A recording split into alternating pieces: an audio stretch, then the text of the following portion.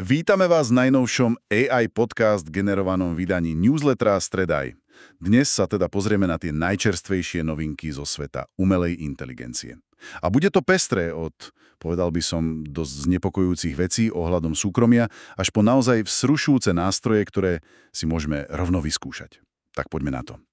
Začnime tým varovaním. Týka sa Meta AI. Vyzerá to, že tam môže byť problém so súkromím. Čo sa deje? Áno, je tam celkom vážne riziko. Zdá sa, že používatelia, možno aj nevedomky, zdieľajú obsah svojich konverzácií s tou AI verejne. Verejne? Ako je to možné? No, jadro problému je vlastne v tom tlačidle share, teda zdieľať. Ľudia si často asi neuvedomujú, že keď na to kliknú, tá konverzácia nejde súkromne niekomu, ale publikuje sa verejne. Hlavne ak majú, prepojený verejný Instagram profil. Aha, čiže ak mám verejný Instagram a kliknem na share v Meta AI, tak to vidí každý. Presne tak. A Meta, povedala by som, že na toto a na tie nastavenia súkromia neupozorňuje dostatočne jasne. Fína. A tie následky musia byť potom dosť šokujúce? Aké informácie už takto unikli? Vie sa o niečom konkrétnom? No, jedna bezpečnostná expertka odhalila naozaj citlivé veci. Našli sa tam verejne prístupné domáce adresy. Čože? Adresy? Áno, adresy, ale aj citlivé dokumenty zo súdov, mena ľudí v spojitosti s nejakými právnymi problémami, dokonca žiadosti o pomoc s daňovými únikmi alebo, a to je už naozaj sila, otázky týkajúce sa zatknutia členov rodiny. Tak to je teda vážne. Určite. A je zaujímavé, že aj keď Meta do toho investovala miliardy, tak tá aplikácia má od apríla len nejakých 6,5 milióna stiahnutí. Možno aj preto to. Možné to je. Čo teda môžu používatelia robiť, aby sa nejako chránili?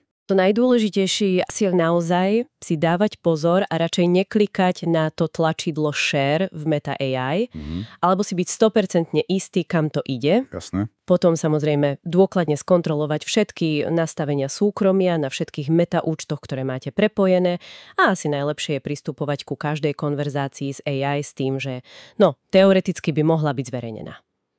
Taká zdravá paranoja. Dobre, takže opatrnosť nadovšetko pri Meta AI. Poďme teraz k niečomu pozitívnejšiemu.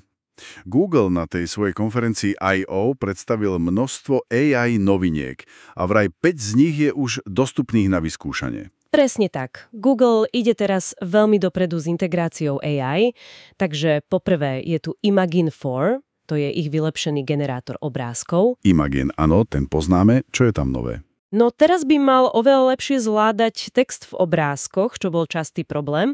Ponúka aj vysoké 2K rozlíšenie a rôzne pomery strán.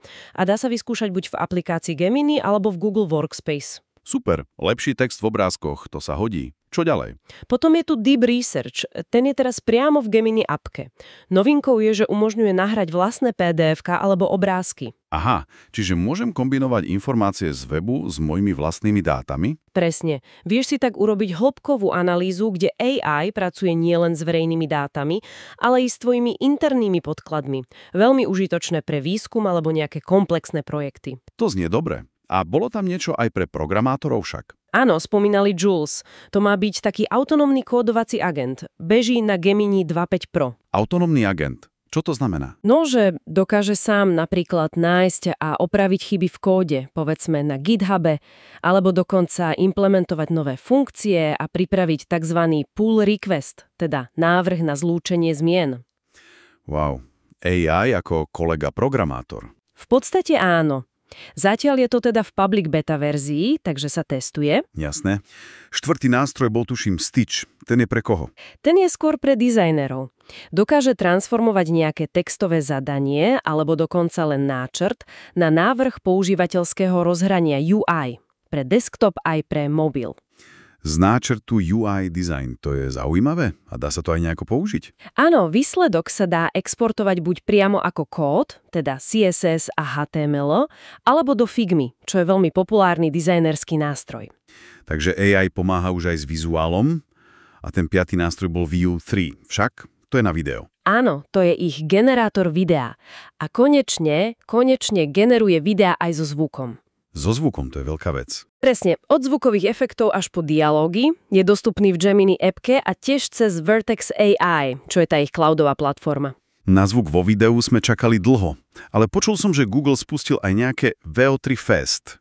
Je to len rýchlejšie? Je to hlavne rýchlejšie asi 2-krát a tým pádom aj lacnejšie na generovanie. A zmenili aj tie cenové modely, čo je zaujímavé. Ako ich zmenili?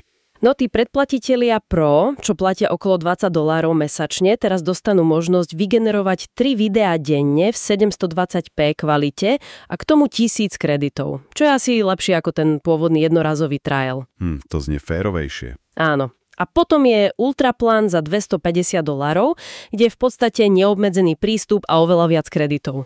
Dobre, takže Google tlačí na video a vraj experimentujú aj s niečím priamo vo vyhľadávaní. Audio overviews. Čo to je? Áno, to je fascinujúci experiment. Predstav si, že niečo hľadáš a priamo vo výsledkoch vyhľadávania si môžeš vypočuť taký krátky AI generovaný podcast o tej téme. Podcast o výsledkoch hľadania. Presne. 2 AI hostia tam diskutujú o tom, čo si hľadal. Aktivuje sa to tlačidlom Generate Audio Overview a celé to trvá asi 40 sekúnd. Zaujímavý koncept. Veľmi. Zatiaľ je to len v angličtine v USA cez Google Labs, ale ukazuje to smer, akým by sa mohla uberať konzumácia informácií. Nielen čítanie, ale aj počúvanie súhrnov. Aby sme nezabudli na Microsoft, tí vraj spúšťajú Copilot Vision pre Windows v USA. To je tá AI, čo vidí obrazovku. Presne tak.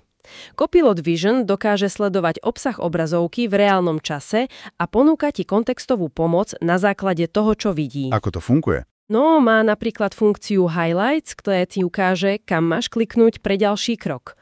A čo je unikátne, vraj dokáže sledovať aj 2 aplikácie naraz, takže získa lepší kontext toho, čo robíš. Na čo by to mohlo byť dobre? No, môže ti pomôcť pri hraní hier, napríklad s nejakým návodom, alebo pri úprave fotiek, plánovaní ciest, či keď pracuješ s viacerými programy naraz a potrebuješ niečo skopírovať alebo preniesť. Samozrejme, tá aktivácia je dobrovoľná. Jasné, ale je to fascinujúce, ako rýchlo sa tieto AI nástroje integrujú do nášho digitálneho života. Od tej pomoci pri práci až po to, ako hľadáme a prijímame informácie. Ale Zároveň to opäť otvára tú otázku tej rovnováhy však, ako pri tej Meta AI na začiatku. Presne. Je skvelé mať nástroje, ktoré nám uľahčujú život, ale zároveň to vyvoláva otázku. Sme naozaj pripravení na svet, kde naše nástroje nielen rozumejú príkazom, ale aktívne sledujú a interpretujú to, čo robíme v reálnom čase? A hlavne, aké kompromisy medzi tým pohodlím a súkromím sme ochotní urobiť? To je asi tá kľúčová otázka pre najbližšie obdobie. To je dobrá myšlienka na záver. Ďakujeme za všetky tieto informácie. A na ďalšie vydanie sa môžete tešiť už na budúcu stredu, 25. júna. Prinesie vám ich týždenný newsletter Stredaj od PS Digital.